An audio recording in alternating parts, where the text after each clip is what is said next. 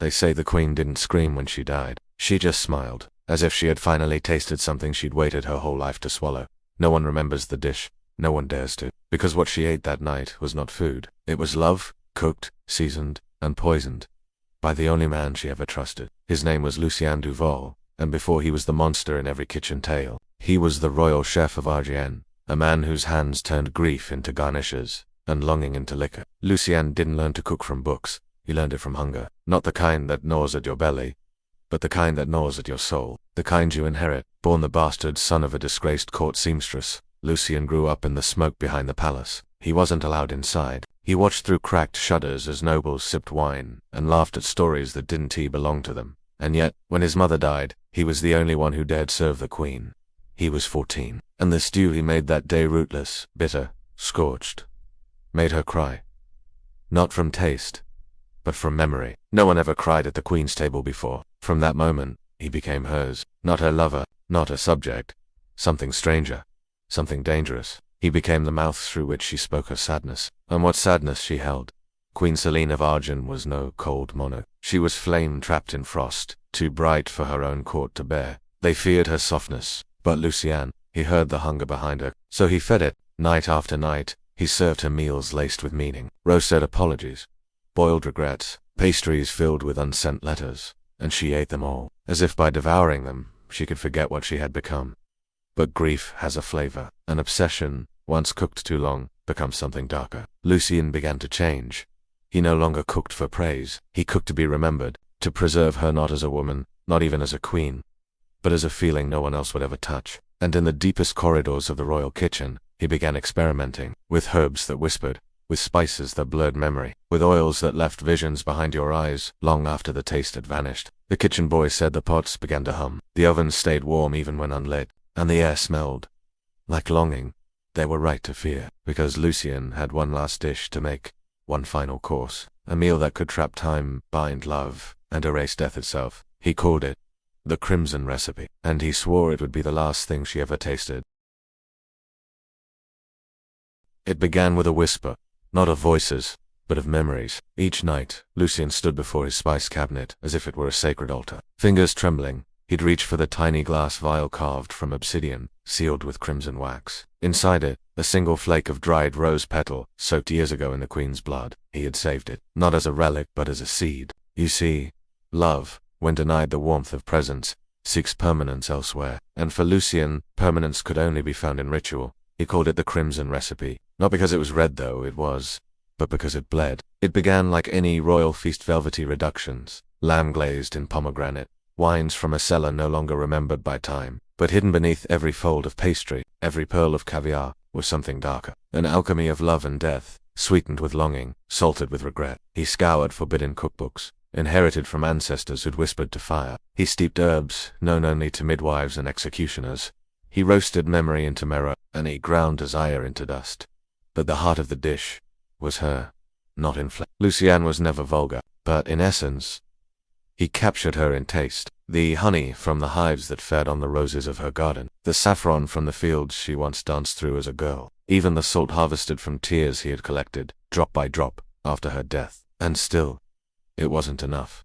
Each attempt ended in silence. He would eat, he would close his eyes, and he would wait for her voice, her scent, her warmth in the room. But all he felt was the echo of porcelain cracking in the quiet. Until one night, when the stars bled blue and the moon hung too low, Lucien carved a circle into the marble floor of the royal kitchen. He placed her mirror at the center, the one that still caught her breath when no one watched, and around it, he arranged 12 dishes, each a memory, each a moment, each a sign. And then he lit the candles, not with flame, but with oil pressed from the petals of the last bouquet she ever touched. The room thickened, not with smoke, but with her absence returning. The mirror fogged, not from heat, but from breath. Lucien stepped forward, plate in hand, voice steady but raw. I offer you this, my queen, not to bring you back, but to stop you from leaving. The spoon trembled. The sauce shimmered like garnet, and as he placed the first bite upon the silver tongue of her mirror, the glass cracked, not loudly, like bone beneath velvet, and in that fracture, he swore he saw her eyes. Not in reflection. He fell to his knees, wept, laughed, because finally he had done it. He had cooked love into existence. But the cost was yet to come. There is something peculiar about the way memories rot not in a dramatic collapse, but like fruit left too long in the dark. Sweet at first, then sour, then a smell you can't wash off. That spring, whispers began crawling through the palace corridors. 2 maids had gone missing. A scullery boy refused to speak, only drawing circles on the walls with ash until his fingers bled. And the queen had taken to sleepwalking, often found outside her chambers at dawn, barefoot, her gown soaked with morning dew, eyes wide open but unseeing. When asked what dreams haunted her, she said nothing, only that she could no longer taste anything, not wine, nor honey, nor salt.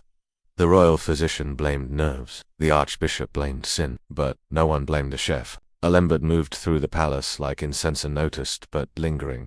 His meals had grown stranger in both flavor and form. Dishes arrived with glistening sauces, the color of bruises. Roasts shimmered with an iridescence not found in nature. Desserts, his signature, often took shapes no one could name, like fossils from a forgotten sea. And yet, no one complained, because each time they ate, their hearts trembled with a joy so sharp it left them dazed, as if they had wept while laughing. One evening during a private supper between the queen and her younger sister, inside, a rose made entirely of meat, marinated in tears and crushed rose petals, the edges seared like the pages of an old letter.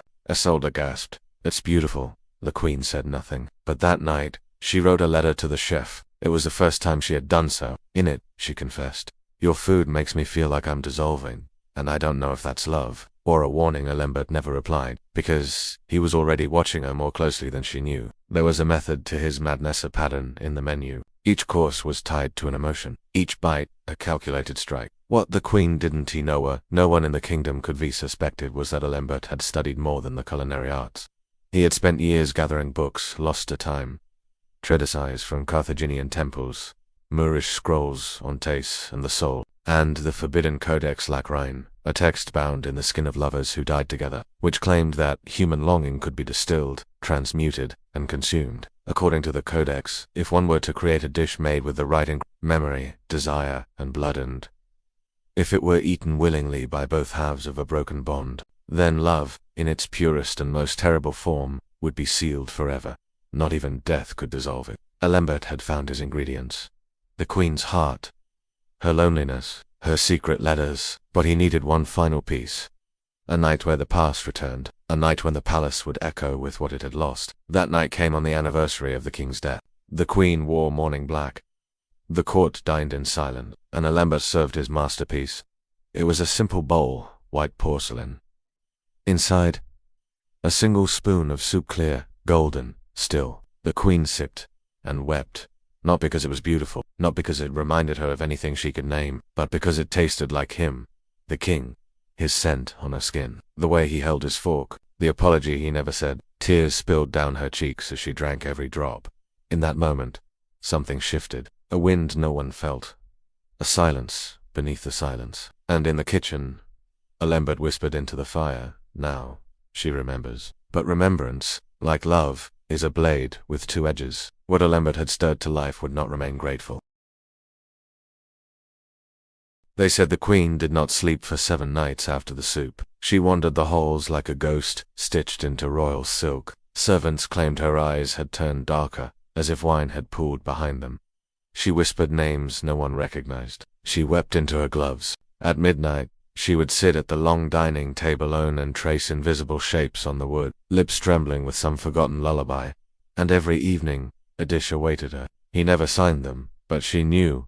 Alembert was not merely feeding her. He was rebuilding her memory by memory, course by course. A tart made with fermented cherries opened a flood of laughter she hadn't felt since the war ended. A slab of blood orange terrine made her choke because it tasted like the night she miscarried. The scent of iron and roses mixing on cold marble floors. A wafer-thin pastry cracked between her teeth and brought back the moment her father died, and the soft kiss her mother left on her forehead as she closed the door for the last time. It was no longer food. It was resurrection. And it was killing her. Because each dish was not just a memory, it was the cost of remembering. With every bite, the queen lost something. Her clarity, her place in the now. At court, she smiled when no one spoke. She called her dead brother by her husband's name. She mistook mirrors for windows and tried to walk through them. The archbishop ordered a fast. The physician begged her to stop, but the queen would not. Could not. Somewhere in her unraveling soul, she understood. This was a ritual. A tethering. A return to the moment where love had died, and could be reborn. So when the final letter arrived sealed in black wax, no name, no address, she opened it without fear. Inside was a single line. One last supper. Come alone. That night, the palace was silent. The queen descended the servants' staircase barefoot, her gown trailing like spilled milk. The kitchen was lit by only 3 candles. At the center of the room stood a single table, and at the table sat Lambert. He did not bow. She did not speak. He presented the plate. Upon it, a heart, small, glazed in honey, edged with silver leaf. She stared. "Whose is it?" she asked, voice cracking. "Yours," he said. She did not flinch. He took his seat across from her, unveiling his own plate. Identical. A heart. What followed was not a meal. It was a vow spoken through blood and sweetness. The queen and the chef ate in silence, chewing the final proof of what bound them. Eyes locked. No tears. No apology. The Codex had promised eternal love, if the bond was mutual. But what the Codex did not promise, what Lambert had failed to see, was that love preserved beyond death is not devotion. It is hunger. And hunger devours everything. In the weeks that followed, the queen vanished, her bed untouched, her crown found beside the fountain where the first king was buried. Lambert's rooms were empty, save for a single knife and a pile of opened letters, all addressed to the queen. None replied. The court fell into madness. The archbishop died of fever, the physician took poison. And the palace, once the envy of kingdoms, was sealed, abandoned, cursed. Locals whisper that sometimes, on nights when the wind carries the scent of cinnamon and iron, 2 figures seated at a table, forever dining, forever remembering, neither alive nor dead, just ... in love. If you ever find yourself near that place, walk quickly. Do not linger. Because if the chef hears your heartbeat, he might offer you a seat, and once you taste his food, you will never leave the table.